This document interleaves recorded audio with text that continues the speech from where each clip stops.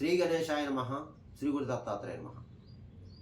ఈరోజు మనం ఈ వీడియోలో ఫిబ్రవరి మాసంలో ఈ కన్యారాశి వారికి ఎలా ఉందో తెలుసుకుందాం.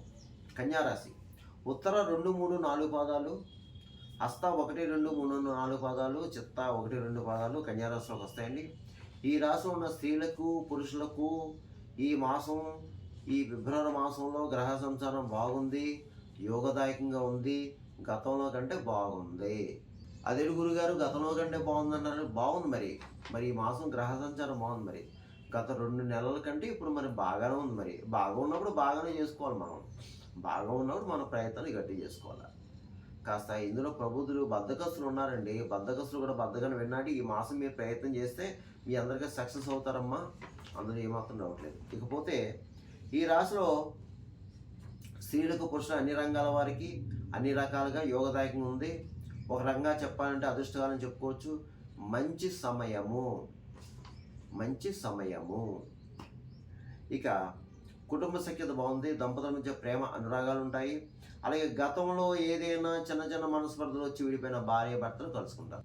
గతంలో చిన్న మనస్పర్ధలు వచ్చి విడిపోయిన భార్య భర్తలు ఉంటే మీరు ప్రయత్నం చేస్తే మీరు కలుసుకోవడానికి అవకాశాలు ఎక్కువ కనిపిస్తున్నాయండి. అలాగే విడిపోయిన జాయింట్ వ్యాపారస్తులు, విడిపోయిన మిత్రులు మీరు కూడా కలుసుకుంటారు. ఇక బంధుమిత్రుల యొక్క సహాయ సహకారం లభిస్తాయి.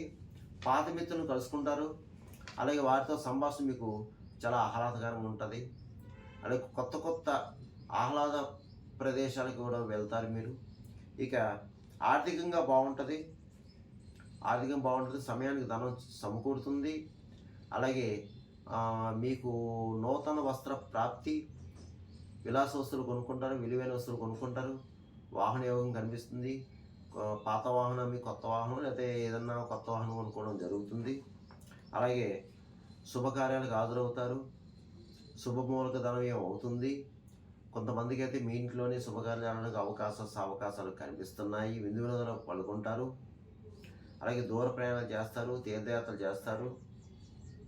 మీకు లాభిస్తుంది, మీకు కలిసి వస్తుంది మీకు. ఇక నూతన వ్యవహారాలకు శ్రీకారం చుడతారు. నూతన ప్రయత్నాలు ఫలిస్తాయి మీకు. అలాగే ఇతర దేశం వెళ్ళడానికి కూడా ప్రయత్నాలు ఫలిస్తాయి. చదువురీత్యా కానీ, ఉద్యోగరీత్యా కానీ. అలాగే మీరు పెద్ద వాళ్ళని కలుసుకుంటారు. ఈ మాసంలో పెద్ద రాజకీయ నాయకుల్ని, పెద్దవాళ్ళని కలుసుకుంటారు. మీ పనులు చేసుకుంటారు. అలాగే సంఘంలో పరపతి పెరుగుతుంది. గౌరవ మర్యాద పొందుతారు. పరపతి పెరుగుతుంది. అయితే మీ మీద కొన్ని బాధ్యతలు ఏర్పడతాయి. ఆ బాధ్యత కూడా సక్రమంగా నిర్వర్తిస్తారు. అందులో ఏమాత్రం అనుమానం అయితే లేదు. కాకపోతే ఏంటంటే కొంతమంది మీకు శత్రువులు ఉంటారు. జాగ్రత్త. అంతర్బహిత శత్రువులు మనకు తెలీదు. ఎవరు శత్రువు ఎవరు మిత్రులు తెలియదు. మాత్రం గుర్తుపెట్టుకోండి. మీ వెంటే ఉండి వెన్నుపోటు పొడుస్తారు. జాగ్రత్త. అలాగే కొత్త వాళ్ళతో జాగ్రత్త. కొత్త వాళ్ళు పరిచయం అవుతారు. వాళ్ళు నమ్మి ధనం, పత్రాలు, బంగారం ఇవ్వద్దు. అలాగే మీ మీద ఈ మాసం నరఘోష ఎక్కువ ఉంటుంది. ఈ కన్యారాశి వారి మీద నరపీడ చాలా ఎక్కువ ఉంటుంది. వారు లేరు, మిమ్మల్ని చూసి ఇతరులు వారు లేరు. జాగ్రత్తగా చూసుకోండి. ఇక గురువుని, బ్రాహ్మణుని ఎవరిని దూషించొద్దు. ఈ సమయంలో మీరు గురువుని, బ్రాహ్మణుని, పెద్దవాడిని దూషించొద్దు. గౌరవంగానే ఉండండి. ఎవరి మీద ఏ విధమైన చెడు కామెంట్స్ చేయవద్దు. ఇక వృత్తిపరంగా బాగుంది. ఎవరు ఏ వృత్తిలో ఉన్నా ఆ వృత్తిలో చక్కగా రాణింపు ఉంటుంది.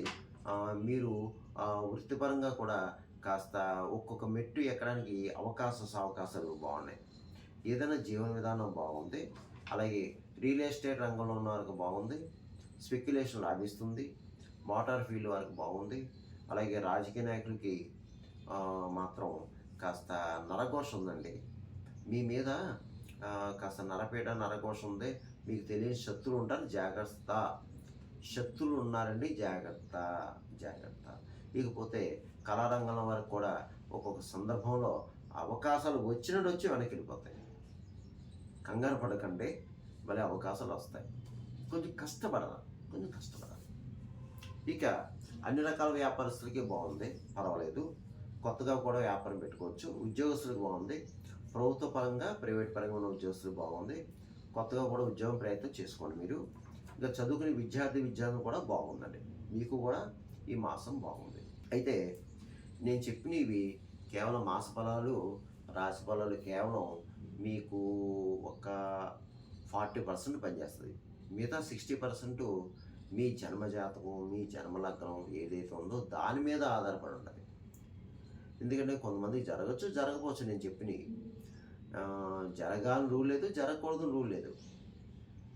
కొంతమంది ఫోన్ చేస్తారు, గురుగారు మీరు చెప్పినవి జరిగిన, కొంతమంది జరగలేదు, కొంతమంది ఫోన్ చేస్తారు. అందుగురించి దయచేసి మీరు గమనించండి, నా వీడియో చూసి వీక్షకులు గమనించండి.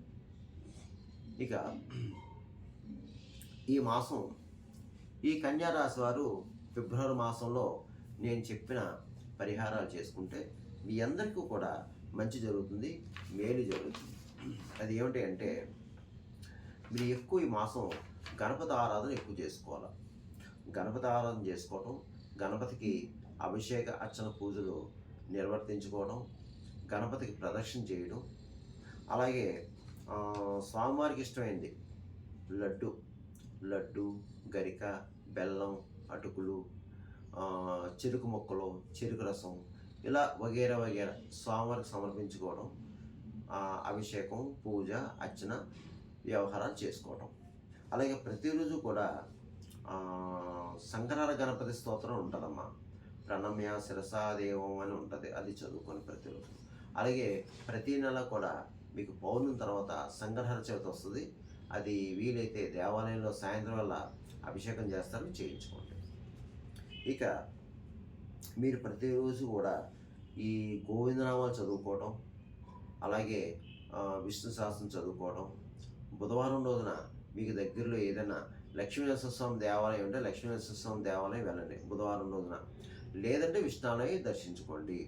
వెళ్ళినప్పుడు తులసిమాల సమర్పించండి స్వామివారికి, అంతే. స్వామివారికి ఇష్టమైన తులసిమాల సమర్పించుకోండి, సరిపోతుంది. అయితే ఇక ముఖ్యమైన విషయం ఏంటంటే ఈ కన్యారాశి వారు మాత్రం వీలైతే శ్రీకాళహస్తి వెళ్ళండి. కన్యారాశి వారు శ్రీకాళహస్తి వెళ్ళండి. శ్రీకాళహస్తి వెళ్ళి అక్కడ రాహుకేతు పూజ చేయించుకోండి. అది ఎప్పుడు మంగళవారం చేయించుకోవాలి. మీరు ఎప్పుడైనా సరే మంగళవారం 3 to 4:30 రాహుకాలంలో శ్రీకాళహస్తిలో రాహుకేతు పూజ చేయించుకొని తప్పనిసరిగా కన్యారాశి వారు తప్పకుండా చేయించుకోండి అమ్మా. దానివల్ల కాస్త ఉపశాంతి ఉంటుంది, మీకు చికాకులు తగ్గుతాయి. ఇక మీరు ఈ మాసంలో సత్యనారాయణ స్వామి వ్రతం చేయించుకోండి. వీలైతే ఇంట్లో చేయించుకోండి, లేకపోతే దేవాలయంలో చేయించుకోండి, వ్రతం చేయించుకోండి. అలాగే నదీ క్షేత్రం వెళ్ళండి, నదీ స్నానం చేయండి, లేదంటే గంగాజలం తెచ్చుకోండి, ఇంట్లో చేసుకోండి, చాలు, ఇంకేం అక్కర్లేదు. అలాగే గోవు హారం పెట్టండి, కుక్కలకి బిస్కెట్లు, బ్రెడ్ పెట్టండి. అలాగే పిచ్చుకలు ఉన్న ప్రదేశంలో ధాన్యం వేయండి, పావురాలకి జొన్నలు వేయండి, కాకులకి తీపన్నం పెట్టండి. భిక్షగాలు ఎవరన్నా తారసపడి భిక్షగాలు ఆహారం పెట్టండి అమ్మా, కాస్త ఏదో ఒక బ్రెడ్, అరటిపండు ఏదో పెట్టండి అమ్మా. అలాగే కుంటివారు, మగవారు, గుడ్డివారు వీళ్ళు తారసపడితే వారికి కూడా ఆహారం పెట్టండి. అలాగే ఫిజికల్ హ్యాండిక్రాఫ్ట్స్, ఎందుకంటే అన్ని దానాల కన్నా అన్నదానం ముఖ్యం, మంచిదమ్మా. దయచేసి మన కర్మలో మన కష్టాలు పోవాలంటే కర్మ ఇంకా ఆ రూపంలో పోవాలన్నమాట. కర్మలు పోవాలంటే పూజా పురస్కారాలు ఒక ట్రాకు, ఈ దానాధర్మాలు ఒక ట్రాక్, అది మాత్రం గుర్తుపెట్టుకోండి. అలాగే ఇక మీరు ఇంకా ఎక్కువ మరి బాధపడేవారు ఎవరైనా ఉంటే సకల శత్రు రోగ రుణబాధలు ఉన్నవారు మాత్రం తప్పకుండా మీరు మీ దగ్గర దేవాలయంలో పౌర్ణమి రోజున చండీ హోమం చేయించుకోండి. అలాగే శివాలయంలో రుద్రాభిషేకం చేయించుకోండి. దానివల్ల మీకు మంచి ఫలితాలు వస్తాయి. కాస్త రుగ్మతులు ఉంటే బయటపడతారు. అందుగురించి మీరు కంగారు పడకుండా, భయపడకండి. ఈ కన్యారాశి వారు నేను చెప్పిన పరిహారం చేసుకుంటే ఈ మాసం అంతా మీకు బాగుంటుంది. సర్వేజన శుభ్రం భవతు, శుభం భవతు, స్వస్తి.